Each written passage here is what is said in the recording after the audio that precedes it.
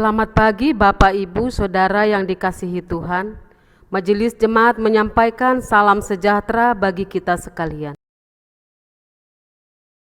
Warta Jemaat GKP Jemaat Hargelis Minggu 26 April 2020 adalah sebagai berikut. Yang pertama, kebaktian Minggu pagi ini akan dilayani oleh Bapak Pendeta Rudianto MTH. Yang kedua, kebaktian pada minggu yang akan datang masih tetap dilaksanakan secara online. Yang ketiga, bagi jemaat yang memerlukan pelayanan khusus dapat menghubungi majelis jemaat terdekat. Yang keempat, majelis jemaat mengucapkan terima kasih atas persembahan syukur pada minggu ini, yaitu dari 1. Ibu Yeni dari Karangsinom sebesar 1 juta rupiah. Yang kedua, NN dari Cirebon sebesar 1 juta rupiah. Yang ketiga, dari Ibu Bengong sebesar 200.000 rupiah. Bagi jemaat yang ingin menyampaikan persembahan syukur, bisa menghubungi Majelis Jemaat Koordinator Wilayah atau dapat langsung disampaikan di pastori. Demikian warta jemaat hari ini, Tuhan memberkati. Bapak Ibu Saudara, di dalam kehidupan kita di tengah dunia ini, ada banyak perkara yang bisa membawa kita jatuh dalam pencobaan. Betapa kita rapuh dan rentan jatuh dalam dosa. Kita memerlukan juru selamat untuk menguatkan iman kita yang lemah. Kita memerlukan juru selamat supaya kita tidak tersesat, dan kita memerlukan Yesus juru selamat dalam langkah juang kehidupan. Pujian Kuperlukan Juru Selamat dari Kidung Jemaat nomor 402. Kita pujikan sebagai doa kesungguhan hati kita, seruan kita bahwa kita memerlukan Yesus Juru Selamat.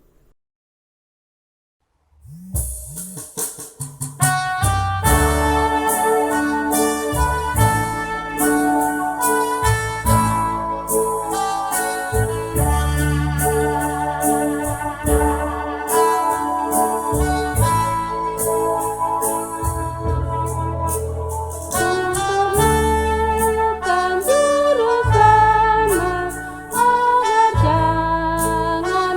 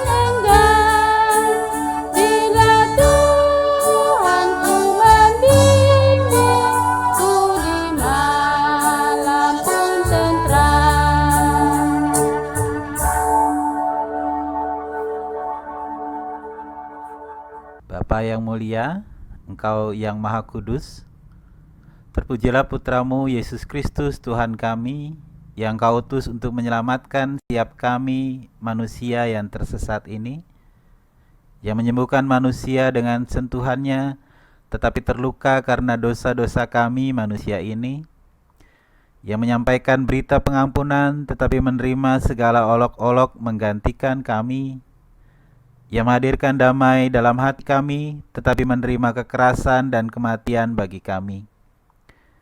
Biarlah hari ini firman-Mu hadir dalam hati kami, menuntun dan memperbaharui kami, mencelikan mata kami, sehingga kami dapat melihat karya-Mu dalam dunia ini. Demi Yesus Tuhan kami naikkan doa kami. Amin.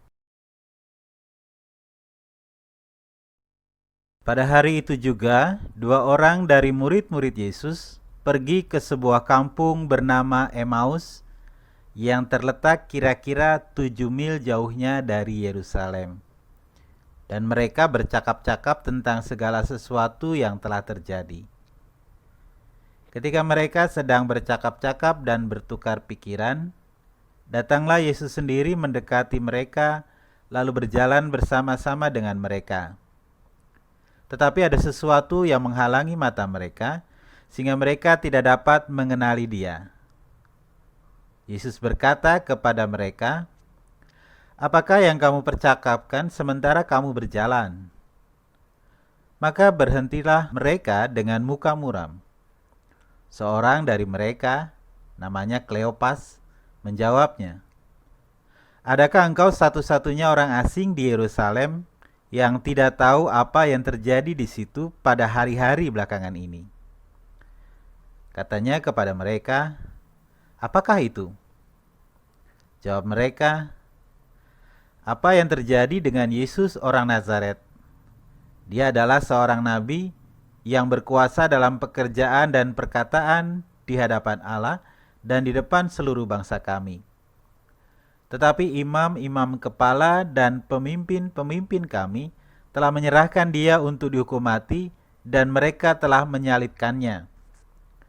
Padahal kami dahulu mengharapkan bahwa Dialah yang datang untuk membebaskan bangsa Israel. Tetapi sementara itu telah lewat 3 hari sejak semuanya itu terjadi. Tetapi beberapa perempuan dari kalangan kami telah mengejutkan kami. Pagi-pagi buta mereka telah pergi ke kubur dan tidak menemukan mayatnya. Lalu mereka datang dengan berita bahwa telah kelihatan kepada mereka malaikat-malaikat yang mengatakan bahwa Ia hidup.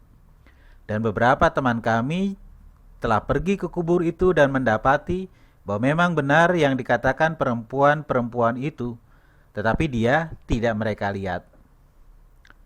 Lalu Ia berkata kepada mereka, "Hai kamu orang bodoh, betapa lambannya hatimu sehingga kamu tidak percaya segala sesuatu yang telah dikatakan para nabi. Bukankah Mesias harus menderita semuanya itu untuk masuk ke dalam kemuliaannya?" Lalu Ia menjelaskan kepada mereka apa yang tertulis tentang Dia dalam seluruh kitab suci, mulai dari kitab-kitab Musa dan segala kitab nabi-nabi. Mereka mendekati kampung yang mereka tuju. Lalu Ia berbuat seolah-olah hendak meneruskan perjalanannya. Tetapi mereka sangat mendesaknya, katanya, "Tinggallah bersama-sama dengan kami, sebab hari telah menjelang malam dan matahari hampir terbenam." Lalu masuklah Ia untuk tinggal bersama-sama dengan mereka. Waktu Ia duduk makan dengan mereka, Ia mengambil roti, mengucap berkat, lalu memecah-mecahkannya dan memberikannya kepada mereka. Ketika itu terbukalah mata mereka dan mereka pun mengenal Dia. Tetapi Ia lenyap dari tengah-tengah mereka. Kata mereka seorang kepada yang lain, "Bukankah hati kita berkobar-kobar ketika Ia berbicara dengan kita di tengah jalan dan ketika Ia menerangkan kitab suci kepada kita?" Lalu bangunlah mereka dan terus kembali ke Yerusalem. Di situ mereka mendapati ke-11 murid itu. Mereka sedang berkumpul bersama-sama dengan teman-teman mereka. Kata mereka, "Sesungguhnya Tuhan telah bangkit dan telah menampakkan diri kepada Simon." Lalu kedua orang itu pun menceritakan apa yang terjadi di tengah jalan dan bagaimana mereka mengenal dia pada waktu ia memecah-mecahkan roti. Yang berbahagia adalah mereka yang mendengarkan firman Tuhan, menjaga dalam hatinya, dan melakukan dalam kehidupannya. Haleluya.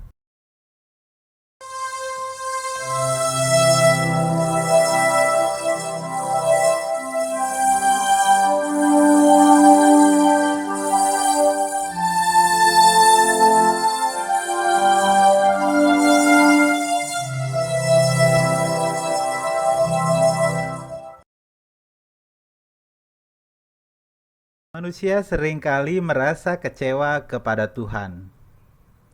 Mengapa manusia kecewa dengan Tuhan? Alasan apa yang manusia seringkali katakan kepada Tuhan sebagai tanda kekecewaannya? Hal yang biasanya mereka katakan adalah, mengapa hal yang terjadi di dalam dunia tidak seperti yang mereka harapkan? Manusia tidak melihat Tuhan bekerja, tapi saat suatu hal menurut mereka buruk, mereka kecewa kepada Tuhan. Ya Tuhan, mengapa Kau biarkan hal buruk ini terjadi dalam hidupku? Mengapa Kau biarkan hal buruk ini terjadi di dalam dunia? Hal inilah yang terjadi pada beberapa murid dari Tuhan. Saat mereka melihat bahwa Yesus, guru mereka, sudah mati sebagai penjahat yang diserahkan oleh orang Yahudi untuk dihukum oleh orang Romawi, mereka melihat peristiwa itu sebagai kekalahan, sebagai sesuatu yang mengecewakan. Keinginan mereka tidak terjadi sama seperti apa yang saat itu terjadi. Padahal kematian Yesus adalah keinginan manusia yang membenci Tuhan. Karena kecewa pada hal yang terjadi beberapa hari yang lalu itu, beberapa murid Tuhan memilih untuk meninggalkan Yerusalem. Mereka memilih untuk meninggalkan Tuhan dan berjalan dalam hidup mereka, kembali ke dalam kehidupan lama mereka, karena mereka kecewa pada Tuhan. Ayat yang ke-13 dan yang ke-14. Pada hari itu juga, dua orang dari murid-murid Yesus pergi ke sebuah kampung bernama Emmaus yang terletak kira-kira 7 mil jauhnya dari Yerusalem. Dan mereka bercakap-cakap tentang segala sesuatu yang telah terjadi. Mengapa mereka meninggalkan Yerusalem? Meninggalkan rencana Tuhan yang sedang Tuhan kerjakan. Mereka sendiri menjelaskan di ayat yang ke-21. Padahal kami dahulu mengharapkan bahwa Dialah yang datang untuk membebaskan bangsa Israel. Tapi sementara itu telah lewat 3 hari sejak semuanya itu terjadi. Apakah murid-murid Yesus itu belum pernah mendengar rencana Tuhan? Pastinya pernah. Apakah mereka belum mendengar bahwa beberapa perempuan sudah menjadi saksi atas kebangkitan Yesus? Apakah mereka kurang saksi atau kurang bukti dari karya Tuhan yang sedang bekerja? Tidak, mereka sudah mendengar berita tentang kebangkitan Yesus. Mereka sendiri mengatakan di ayat 22 sampai 24. Tetapi beberapa perempuan dari kalangan kami telah mengejutkan kami. Pagi-pagi buta mereka telah pergi ke kubur dan tidak menemukan mayatnya. Lalu mereka datang dengan berita bahwa telah kelihatan kepada mereka malaikat-malaikat yang mengatakan bahwa ia hidup. Dan beberapa teman kami telah pergi ke kubur itu dan mendapati bahwa memang benar yang dikatakan perempuan-perempuan itu, tetapi dia tidak mereka lihat. Mereka yang meninggalkan Yerusalem bukanlah orang yang tidak pernah mendengar perkataan Tuhan atau orang yang tidak memiliki saksi atas peristiwa yang terjadi. Tetapi mereka adalah murid Tuhan itu sendiri. Tetapi masalahnya adalah mereka memiliki rencana dan keinginan yang berbeda dari rencana dan keinginan Tuhan. Ketika Yesus mengatakan bahwa kerajaan sorga itu datang, datangnya kerajaan Tuhan itu bukanlah dengan jalan kekerasan dan penaklukan musuh, tetapi dengan jalan melayani dan bahkan membasuh kaki dari orang yang akan menyerahkan Yesus. Melakukan mujizat dengan memberikan roti kepada semua orang yang meminta kepadanya, bahkan untuk orang-orang yang pada saat kemudian akan berteriak kepadanya, "Salibkan dia, salibkan dia."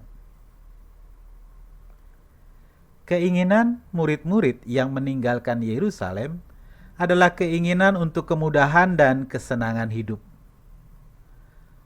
Mereka ingin menjadi pejabat tinggi kalau Yesus menaklukkan musuh dan memerintah. Tetapi kerajaan itu bukanlah kerajaan Tuhan. Itu adalah kerajaan manusia. Jadi walaupun tubuh mereka selalu mengikuti Yesus saat Yesus berkeliling untuk mengajar dan menyembuhkan orang-orang yang membutuhkan, tetapi pikiran mereka penuh dengan rencana bagi diri mereka sendiri. Tetapi Tuhan tidak membiarkan mereka dengan begitu saja.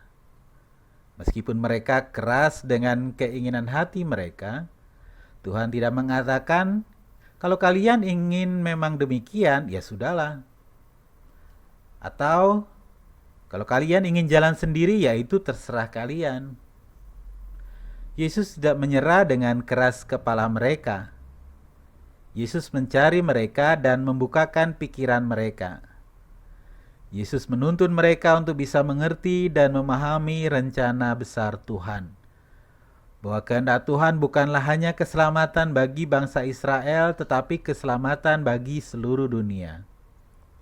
Ayat 25-27, lalu ia berkata kepada mereka, "Hai kamu orang bodoh, betapa lambannya hatimu, sehingga kamu tidak percaya segala sesuatu yang telah dikatakan para nabi. Bukankah Mesias harus menderita semuanya itu untuk masuk ke dalam kemuliaannya?" Lalu ia menjelaskan kepada mereka apa yang tertulis tentang dia dalam seluruh kitab suci, mulai dari kitab-kitab Musa dan segala kitab nabi-nabi. Tuhan tidak pernah menyerah terhadap manusia. Yesus tidak pernah membiarkan dunia ini hancur walau semua manusia, apa yang diperbuatnya justru menghancurkan dunia dan diri mereka sendiri. Saat ini Minggu 26 April 2020, kita melihat bagaimana manusia terus berjalan dan berjalan dalam cara hidup yang mendatangkan kehancuran bagi dunia dan bagi diri mereka sendiri. Pencemaran lingkungan, terorisme, penyebaran virus dan penyakit, semua ini terjadi karena manusia hidup menurut keinginan mereka sendiri. Tetapi Yesus tidak pernah menyerah atas dunia ini. Dan saat ini pun Yesus sedang berjalan bersama dengan kita. Dia sedang berusaha membuka mata kita tentang rencana dan kasih-Nya bagi dunia yang dikasihinya. Dalam pandangan kita, mungkin dunia sedang ada dalam persoalan besar. Tetapi bagi Yesus tidak ada persoalan yang terlampau besar. Hal yang sedang terjadi sesungguhnya adalah saat ini Yesus sedang berjalan mencari orang. Yesus sedang berjalan mencari orang yang mau berjumpa dengan Dia dan mau untuk diubahkan hidupnya. Orang-orang yang akan menjadi saksi tentang karya dan kasih Tuhan bagi dunia. Biarlah itu kiranya kita semua. Amin.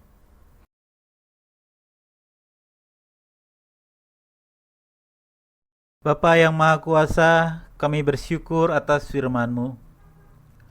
Kami bersyukur bahwa di dalam Putra-Mu Tuhan kami Yesus Kristus, kematian telah dikalahkan dan terbukalah bagi setiap kami pintu gerbang kehidupan kekal.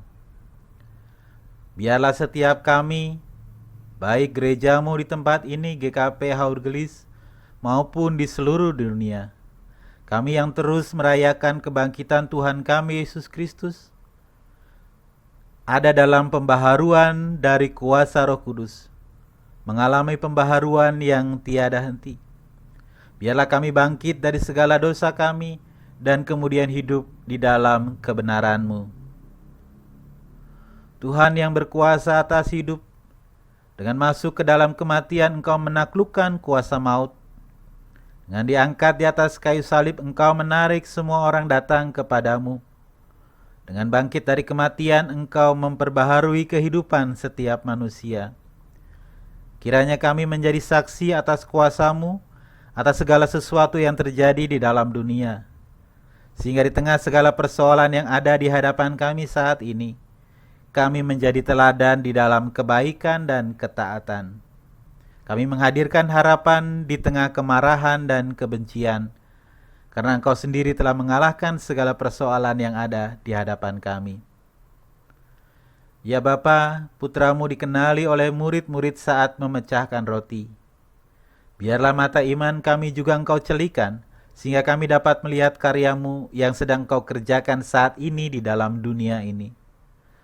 Secara khusus dalam situasi pandemi global saat ini, sertailah para dokter dan perawat, juga pemerintah kami, bahkan melalui setiap orang yang bersedia ambil bagian dalam karya penyelamatan-Mu di dunia ini dalam mengatasi pandemi virus COVID-19. Terus sertai dan berkati mereka di dalam kasih karunia-Mu. Di dalam nama Yesus, Dia yang bangkit dan berkuasa bersama-Mu di sorga dan bersama dengan Roh Kudus, Tuhan yang Esa, sekarang dan selamanya, kami naikkan doa kami. Amin. Bapak, Ibu, Saudara, kita memerlukan Tuhan di dalam hidup kita. Yesus Tuhan yang tinggal di dalam hati kita dan senantiasa beserta kita dalam perjalanan kehidupan kita ini. Kabut dan mendung silih berganti, cobaan datang kapan saja, tetapi Dia, Yesus Tuhan, Maha Penolong sejati, tinggal serta kita. Kidung Jemaat 329, tinggal sertaku.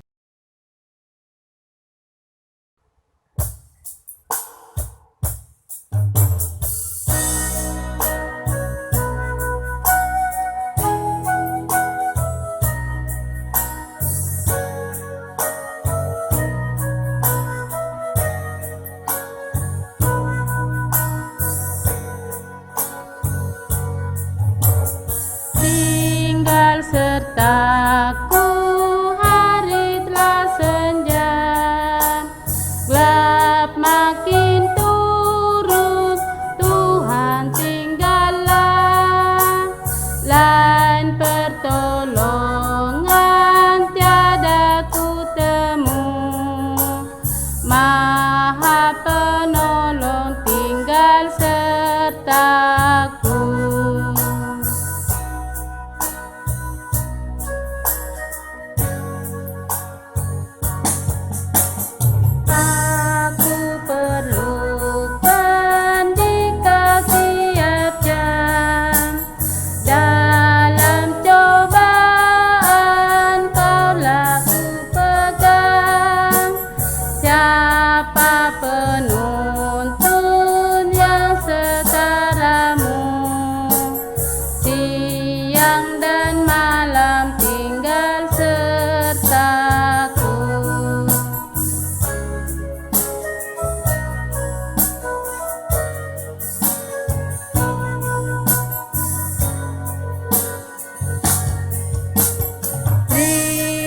Salib-Mu nyata di depan, tunjukkan jalan yang menuju terang, fajar menghalau kabut dan mendung, Tuhan kekal Kau tinggal sertaku.